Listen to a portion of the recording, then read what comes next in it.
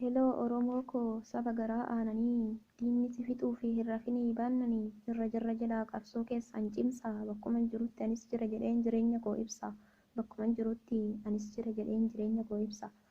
Egaa haceen deemee anis hidhaa galee akkam warri ollaa warri aanteef firrii quba ol qabdu moo sin facaase shirrii hirbuu siniif seene yoomillee hin gatu. Hirbuu keessan diigee isin gurguruurra lubbuun koo haa baatu. Hirbuu keessan diigee isin gurguruurra lubbuun koo haa baatu. Yaa saba koo dhugaa keessan himuun narratti taate cubbuu wanti fedhes dhufu saba kootiif jedhee nan wareega lubbuu. Oromoon baha lixaa warri kaabaaf kibbaa adaraa tokko ta'a iddaan buqqisaa jibbaa adaraa tokko ta'a iddaan buqqisaa jibbaa. Ani dhiigni keessan mana hidhaan jira kanan hidhameefis dhugaa miti shira abbaa badii qabu namni hunduu beeka. Of eeggataa deemaa diinni nama namu borus nyaachuudhaaf har'a sitti seeqa. Of eeggataa deemaa diinni nama namu borus nyaachuudhaaf har'a sitti seeqa. Oromoo ajjeesuun harka kennachiifne kalee miti har'aa miti kalee hin gufatu qabsoon dhaloota dhufutu bakka bu'a malee warri garaaf jettee saba kee gurgurtee diina harma hoote dabareessi gahee si fannisuun oolu harka diinarratti funyoon ati foote dabareessi gahee si fannisuun oolu harka diinarratti funyoon ati foote. Inni bara kanaa raajitu hojjetame maal jechuun himamaa inni badii qabu bilisaan hiikamee kan badii hin qabne yakkamee hidhama. Barri kunis darba yoo dabareen gahe warri har'a diinaaf jettee saba kee gurgurtee boreessa akka seentu yaaddoo natti ta'e. Warri har'a diinaaf jettee saba kee gurgurtee boreessa akka seentu yaaddoo natti ta'e. Namaa miti mana hidhaa galtaa rabbiin naaf katale obsaa yaa saba koo jaaladheeti miti kanan sinaa gabee rakkootu na qabe. Hay gadhee gaarii sabaa hidhuun akkamsi fokkisaa rabbuma naaf kadhaa bahee dhufeen sagalee koo saniin sinitti bookkisa. Rabbuma naaf kadhaa bahee dhufeen sagalee koo saniin sinitti bookkisa.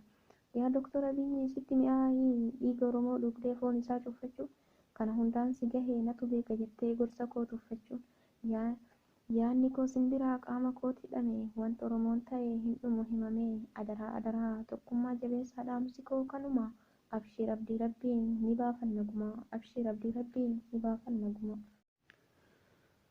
Sabni koo harca'ee kunoo akka baalaa baddaa laga irraa baadiyyaa magaalaa maali barri kun rakkoo dhaalaa dhibee saba kootii rabbi qofa yaala dhibee saba kootii rabbi qofa yaala.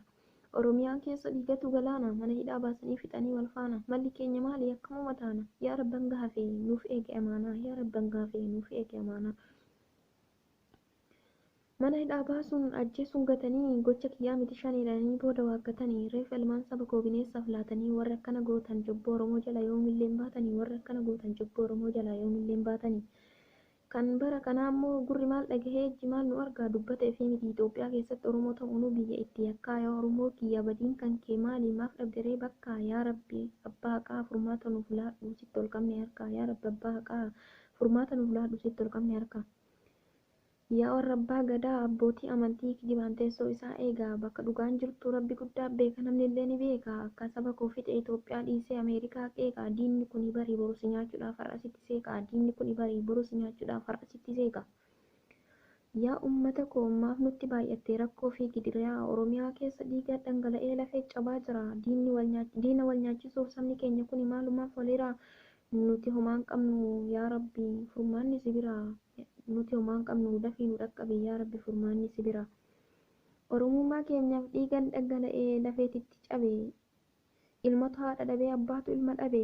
Sarbamuu nama homaa onneetu nu dhiigaa miiran nu dadhabe.